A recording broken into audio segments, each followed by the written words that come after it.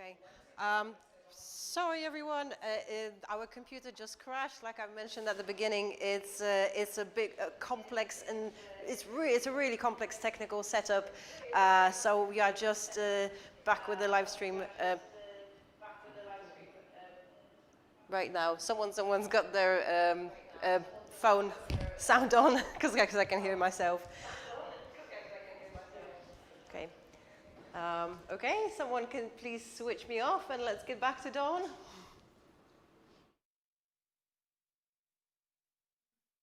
Hi everyone.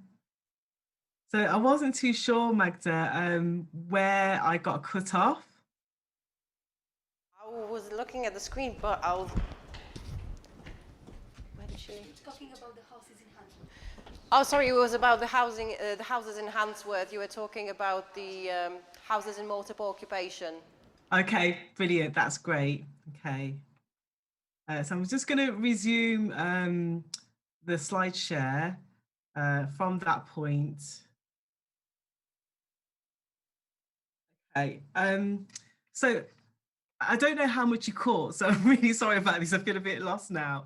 But as I said, as a result of the war, there was lots of empty houses in the Handsworth area. And that's why, many families would take occupancy in these large houses, as many as like 5, 6 families at a time. And that was due to the fact that there was a lot of racism that didn't allow people to get their own properties. So that they often families would have to just live wherever they could find somewhere to live, because there was lots of signs like no Irish, no blacks, no dogs, within the area, that wouldn't allow black people to settle. But Handsworth was, because there was lots of empty properties, and as I said, the families who left them wanted to kind of rebuild their wealth. They were happy to let out the houses to the black community. And there was a lot of what we call white flight. So a lot of white people left the area and went to, the suburbs, as a result of this migration into the area. So, as I said, because they couldn't get a house, the first thing that was on most people's minds, when they came to to Handsworth or to Birmingham or the UK, was to get their own property. That's what they wanted to do. They wanted to have, a family home. And the only way they could do this, because at the time the banks wouldn't lend them any money. You couldn't get as a black person, you couldn't get a mortgage. So we had like what we called a saving scheme, or we call it a partner. So a partner was where a group of people would pay a regular sum of money to a kind of banker. So this would be a person within the community, and that person in the community would hold that money. And then when it comes to your week, you would draw out the total sum amount, and that's when you'd put that down either for rent or for a mortgage, or to buy a business, whatever you needed to do. And that's basically how the economic savings scheme for the black community at that time. And the whole reason why I'm mentioning this, because again, this is all about Handsworth. Do you know what I mean? So there's a place. This place is down by it's Soho Hill. You probably passed it a million times. It used to be called FCF, but it's now called the Reminiscence Club.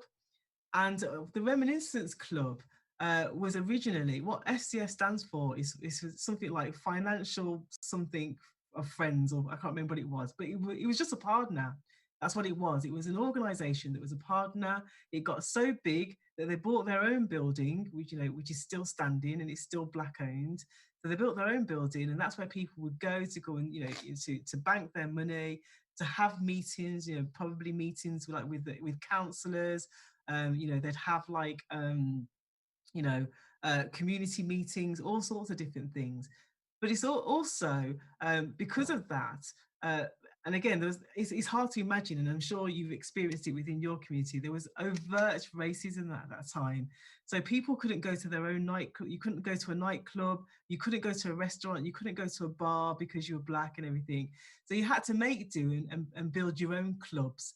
So even though it was a financial centre, it also turned into a club as well, you know, where people would go have parties, you know, go and have dinners. You'd have your weddings there, your christenings there, even your funerals. You know, that's the place where, you know, you'd go and have that. And there were many places down Handsworth where this took place also, but this is one of the main places. But also, it was a place where people would come together, like groups would come together. So a lot of, and I've kind of mentioned a few groups here that are probably still standing. So there was the Handsworth Carnival Committee. So they used to meet at FCF, and they would have floats and stalls, and you know the carnival procession would go down Soho Road at the time, and then like into the park. And that happened for quite a long while. It became one of the major carnivals across the, you know, the UK. So you've got Notting Hill Carnival, and I think second to that is the Birmingham one, and then probably Leeds. So we were, you know, proud to have that. And if you ever get the chance, you'll have to invite Professor Black. He's still alive. Now he makes some wonderful carnival costumes. They're probably the best in the universe. I mean, he doesn't just do them just for the UK. He sells them all over the, you know, all over the globe. And he's got a beautiful array of costumes down at the Oaklands Club at the top of Handsworth. So you know, if you ever have the chance, go and visit him and go and see his collection. It's really, really great. Also, there was a cricket team and a football team called the Continental Stars, and they played regularly at Handsworth Park. So it was really important to have this cricket team and to have sports. So they, you know, they took place from FCF. And then we also had Independence Day celebrations. They were also the host of various charities like the Jamaican Association, Sickle Cell Anemia, so, and all sorts of different places. This is like the hub for the community. So that's why I wanted to just like, you know, focus on that. And there are loads I could go into, but I just thought I'd, you know, just bring that, you know, to your attention. So, I mean, if you want to find out more, there's so much I could say. You know, here are the details of, you know, our organisation. So you can find us on www.blackheritagewalksnetwork.com. You can email us. We do heritage education programs. We come to after school clubs, to schools, you know, any community group to talk about heritage. And we're quite happy to do that. So please feel free to contact us. So I'll stop right there. Okay, I hope my mic is on. Okay, Dawn, thank you very much. That was great. It answered some of the questions like that I had personally, like why Handsworth? But there's a lot of things that the current Polish community can relate to. Like when you say, obviously about only being afford to buy one ticket to go to England. Yeah. This is something that a lot of us economic migrants, the new wave migrants can relate to.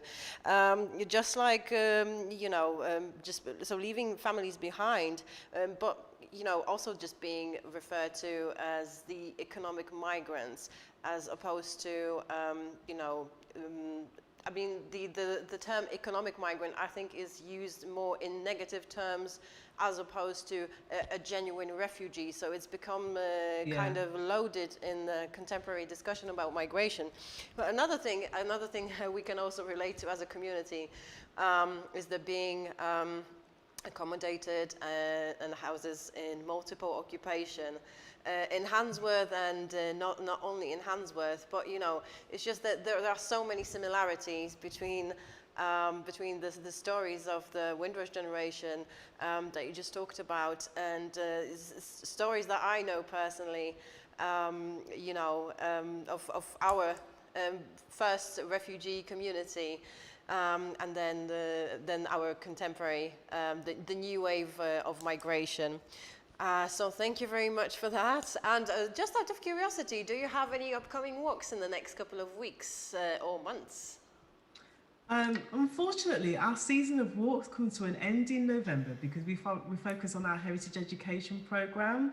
But I'm quite happy to put on a special walk for your team if you want to go on one. That would be absolutely brilliant. Everyone watching us, please let us know in the comments if that's something you'd be interested to. And now I'm going to ask my lovely colleagues who are working hard behind the scenes. Thank you. This is a really short presentation that I put together. Does Poland even have a Black history? Why are we putting on a Black history event? Do we even have something to say on the subject?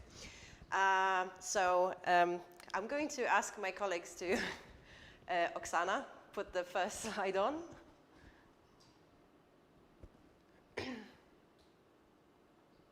Thank you. Okay, so I'll give you a bit of a historical background. So, first of all, Poland is quite a homogeneous nation, I would say. 96.7% of people in our country are from of Polish origin. We don't have a lot of migrants. Well, that has actually changed recently in the last couple of years. We had a lot of migration from Ukraine, but basically Poland is a country where we don't have many people, many Black people, many Asian people, and people from different ethnic backgrounds. That also changed after the Second World War because we were a more diverse nation back then. But if we want to go a couple of centuries back, Poland was a country that was it was multicultural, and it was multi-ethnic and multi-faith. So it was completely different from what it is today. So a couple of centuries ago, we had one of our prominent historical figures, Tadeusz Kościuszko, fought in the American War of Independence. Polish troops were known to engage in conflicts overseas. So Kościuszko fought on the side of colonies fighting for the independence. And during his time in the so-called New World, he made good friends with Thomas Jefferson. Now, it is not a commonly known fact that Kościuszko made a last will in which he asked for all his money, and he made quite a fortune fighting for the colonies. He asked for all his fortune to be spent on buying out as many as possible enslaved Africans from Thomas Jefferson and other wealthy plantation owners in the areas. So this is not a commonly known fact, but Thomas Jefferson was the executor of Kościuszko's will, and he willingly gave it up. So he resigned from, he could have made, follow Kościuszko's will and perhaps changed the course of history slightly, because apparently it was a big sum of money that could have made quite a difference. But that never happened, and yes, so this is something we will never know what could have happened. Oksana, could you please click? Thank you. So there have been a few figures in the history of Poland that were of Black origin. One of them was Władysław Franciszek Jabłonowski.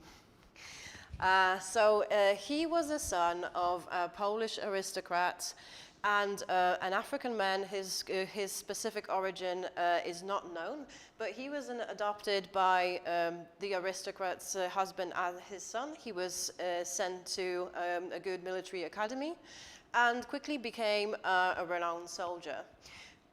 He was made the general of brigade of the Polish legions. Now, these were the times when Poland had had just lost its own independence. In 1795, Poland was partitioned between three countries: Germany, Russia, and Austria. So Poland was between 1795 and 1918, Poland wasn't on the map of Europe at all. Our culture was almost non-existent. It prevailed underground. So this will be important for the background I'm just explaining. Basically, in May 1802, so Władysław Franciszek Jabłonowski He was famous as a military commander in the Polish legions, and he was a close friend of Kościuszko. Now, in May 1802, he went to Haiti to aid the French in crushing the Haitian uprising. He didn't fight there for a long time. 4 months later, he died of yellow fever. Next slide, please. Right, and now the history of Haiti here took a slightly different turn than it could have. Basically, when the Polish troops, it was about 5,000 soldiers, when they were sent to Haiti, they weren't told what kind of war it was. They were asked to do it, so, you know, they followed their general.